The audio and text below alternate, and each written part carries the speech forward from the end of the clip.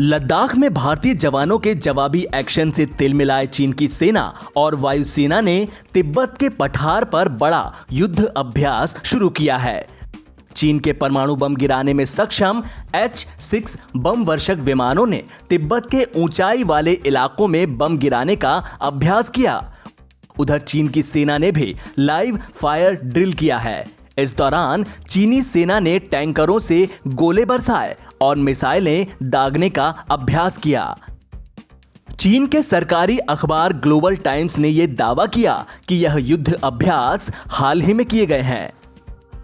चीनी अखबार ने कहा कि PLA के सेंट्रल थिएटर कमांड एयरफोर्स ने हाल ही में पठारी इलाके में युद्ध अभ्यास किया। इस अभ्यास में H-6 बम वर्षक विमानों ने ट्रांसपोर्ट एयरक्राफ्ट Y-20 ने हिस्सा लिया। ग्लोबल टाइम्स ने यह दावा किया कि चीनी पायलटों ने इतनी ऊंचाई के बाद भी बेहतरीन प्रदर्शन किया।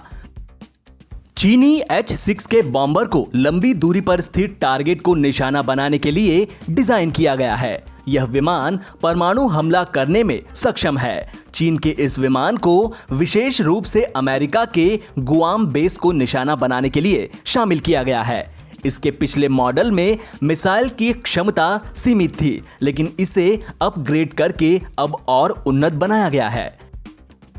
ग्लोबल टाइम्स ने कहा कि चीनी सेना के तिब्बत मिलिट्री कमांड ने 4900 मीटर की ऊंचाई पर लाइव फायर ड्रिल किया है। इस दौरान मिसाइल सिस्टम का परीक्षण किया गया। ग्लोबल टाइम्स ने इस अभ्यास का एक वीडियो भी जारी किया है, जिसमें चीनी रॉकेट फोर्स रॉकेट दाग रही है। इसके अलावा चीनी टैंकर्स ने भी अभ्यास में हिस्सा लिया और गोले बरसाए। आपको बता दें कि पूर्वी लद्दाख में अपनी नापाक हरकतों से बाज नहीं आ रहा चीन अब भारत से लगी सीमा पर लगातार युद्ध अभ्यास करके भारत को डराने की कोशिश कर रहा है। चीन ने यह कदम ऐसे समय पर उठाया है जब भारतीय सैनिकों ने ड्रैगन को जोरदार झटका देते हुए पैंगोंग झील के दक्षिणी किनारे पर स्थित ऊंचाई वाली चोटियों पर कब्जा कर लिया है।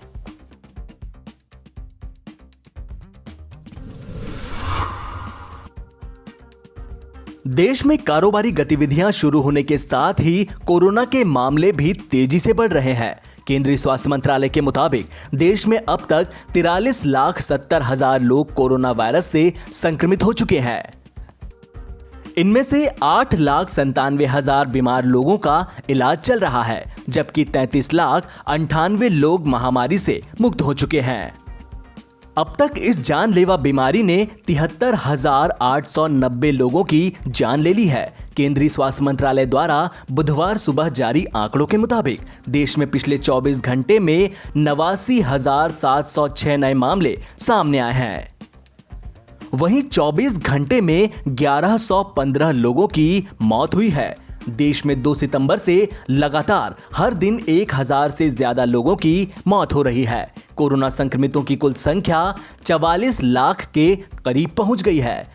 दुनिया में फिलहाल संक्रमण के सबसे ज्यादा मामले अमेरिका में हैं, लेकिन अमेरिका से 3 गुने कोरोना मामले भारत में मिल रहे हैं। राहत की बात यह है कि मृत्यु दर और एक्टिव केसेस रेट में लगातार गिरावट दर्ज की जा रही है। मृत्यु दर गिरकर 1.69% हो गई है। इसके अलावा एक्टिव केसेस यानी कि जिनका इलाज चल रहा है, उनकी दर भी घटकर 21% हो गई है। इसके साथ ही रिकवरी रेट यानी ठीक होने की दर 78% हो गई है। भारत में रिकवरी रेट लगातार बढ़ रहा है। ICMR के डेटा के मुताबिक 8 सितंबर तक कोरोना वायरस के कुल 5,18,00,000 सैंपल्स टेस्ट किए जा चुके हैं। इनमें से 11 लाख सैंपल की टेस्टिंग कल की गई। पॉजिटिविटी रेट 7% से कम है। कोरोना वायरस के 54% मामले 18 साल से 44 साल की उम्र के लोगों को हैं, लेकिन कोरोना वायरस से होने वाली 51% मौतें 60 साल और उससे अधिक उम्र के लोगों में हुई है।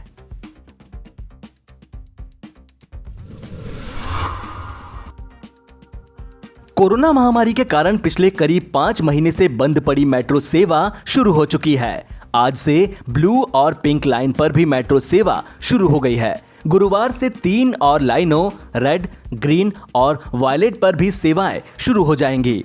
171 दिनों बाद शुरू हो रही इन दोनों लाइनों पर मेट्रो सुबह 7 बजे से 11 बजे तक और शाम 4 से रात 8 बजे तक उपलब्ध रहेंगी।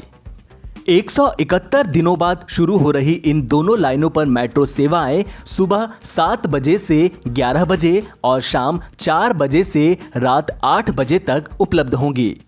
65.35 किलोमीटर लंबी ब्लू लाइन द्वारका सेक्टर 21 से वैशाली और नोएडा इलेक्ट्रॉनिक्स सिटी को जोड़ती है।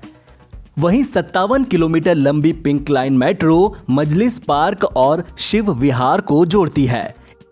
इसके अलावा गुरुवार से 3 और लाइनों रेड लाइन, वायलेट लाइन और ग्रीन लाइन पर भी सेवाएं शुरू हो जाएंगी। दिल्ली मेट्रो रेल कॉरपोरेशन ने एक बयान में कहा था कि मेट्रो सेवा की बहाली के पहले चरण के तहत दिल्ली मेट्रो 171 दिन बाद बुधवार से अपनी ब्लू लाइन और पिंक लाइन पर सेवा शुरू करेगी। कोरोना की वजह से मेट्रो ट्रेन में एक सीट को छोड़कर बैठने की व्यवस्था की गई है। इसके अलावा मास्क पहनना अनिवार्य होगा। मेट्रो स्टेशन पर दाखिल होने के बाद यात्री के शरीर का तापमान भी मापा जाएगा। यह सामान्य होने के बाद ही यात्रा की इजाजत होगी। इन दोनों लाइनों पर सेवाएं बहाल होने के बाद दिल्ली मेट्रो के मौजूदा 28 इंटरचेंज स्टेशन में से 9 बुधवार से उपलब्ध हो जाएंगे। ये इंटरचेंज स्टेशन हैं राजौरी गार्डन, INA दिल्ली हाट, Mayur Vihar face 1, Karkardooma, Rajiv Chowk, Yamuna bank, Anand Vihar ISBT, Azadpur और सिकंदरपुर। ब्लू और पिंक लाइन मेट्रो के शुरू होने के साथ ही आज से 96 और मेट्रो स्टेशन खुल जाएंगे। हालांकि इन लाइनों पर भी DMRC अभी सीमित संख्या में ही मेट्रो स्टेशनों के एंट्री और एग्जिट गेट खोलेगी ताकि भीड़ को कंट्रोल किया जा सके।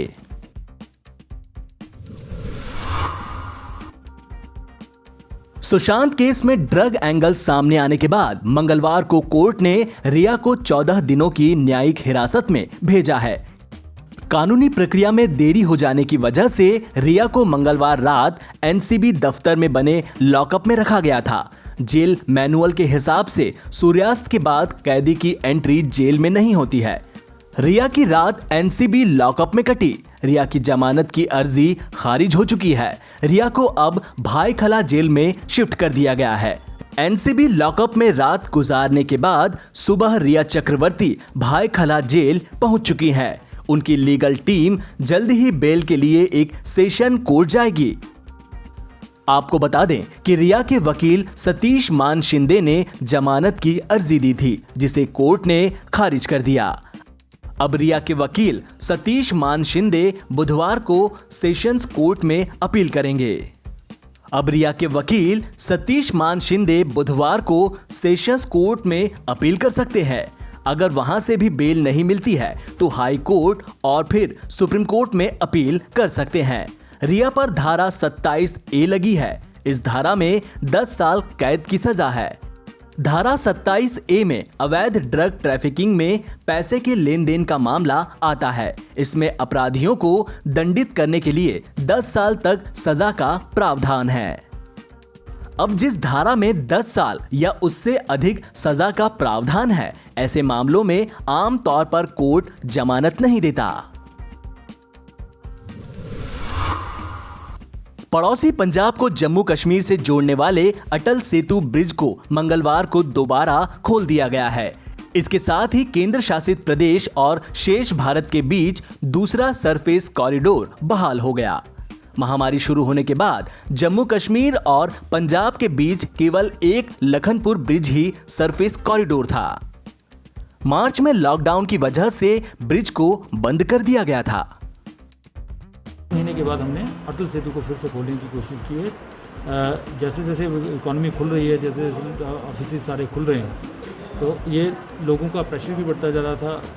जो कामगार लोग हैं, जो थे डैम में काम करते हैं या पंजाब के दूसरे हिस्सों में काम करते हैं या अपना छोटा मोटा उद्योग करते हैं मछली पालन का या मछली बेचने के लिए, जो सेल पॉइंट के लिए वो जाते हैं मध्य प्रदेश में, तो उनकी तरफ से कुछ प्रेशर था। उन्होंने ये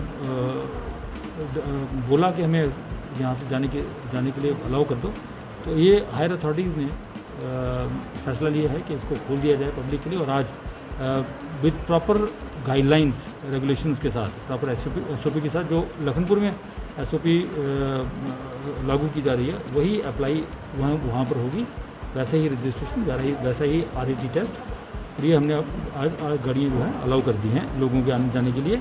लेकिन पहले ये रेगुलेटेड मूवमेंट होगा सिर्फ उन लोगों के लिए जिनको ज़रूरत है, जैसे मेडिकल इमरजेंसी कोई केस है, एम्प्लॉइज़ कोई आते जाते हैं, बिज़नेस के साथ जुड़े हुए लोग हैं, वही आहिस्ता आहिस्ता इसको रेगुलेट करके हम लोग आम आदमी के लिए, या फिर जो बिल्कुल खुले में, जैसे टूरिज़्म रिलेटेड एक्टिविटीज़ के लिए, दूसरी एक्टिविटीज़ के लिए, लीजर टूरिज़्म के लिए जो लोग आएंगे, उसका थोड़ा थोड़ा एक एक करके ग्रेजुअली हम इसको फेज़ मैनर में करेंगे।